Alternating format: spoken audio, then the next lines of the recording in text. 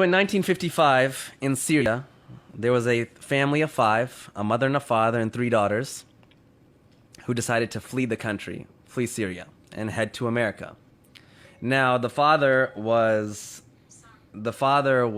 the wife and the three daughters, listen, I'm going to go to America, I'm going to go to California, I'm going to get everything set up, and then 3 weeks later, you and the three daughters come meet me in California.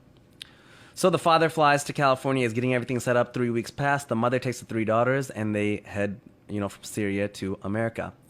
Their first flight was from Syria all the way to New York City, where they had a layover.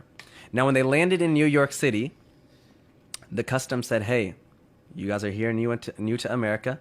You need to take all your hijabs off for the green card photo so that you guys can, stay in America.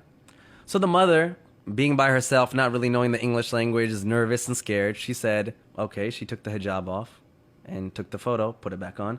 Next oldest daughter did, second oldest daughter did. The third daughter, a 13-year-old girl named Hala Atik, said when it was her turn, hijab is part of my faith, and I don't want to take it off for this photo.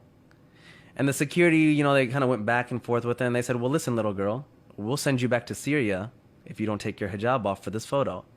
And she said, I would rather go back to Syria. And this is a young 13-year-old girl who flew all the way from Syria to New York in a foreign country. They're in a foreign country. She should be scared. She doesn't know what's going on. She said, I would rather go back to Syria than stay in this country if you guys are going to take my religious, rights away. Security came, management came. They put her in a back room. They made each older sister go to her separately and talk to her. They had the mother go talk to her. Then the 13-year-old girl said, I don't care who you bring back here. I will not take my hijab off for this green card photo. After 2.5 hours passed, the whole security's there, management's there, cops are there. They finally said, hey, little girl, you can keep your hijab on, you can take the photo. And I have the photo. It's a beautiful photo. It's a black and white photo. What year is this again? What was this? What 1955. Year? Wow. Now, the mom is super upset at this time because she's nervous. She's missing her husband. Syria to New York is not an easy flight. And she's like, you're so stubborn. Why don't you just listen to me? So they grab their suitcases, and she's like pissed off at her daughter. And they run to their next gate. They miss their flight.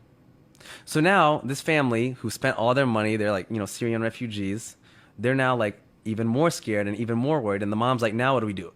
They go to United Airlines. They talk to them. They negotiate. They're like, well, we can't do anything. You guys are making it difficult. Finally, they mutually agree that we'll put you on the next flight to California.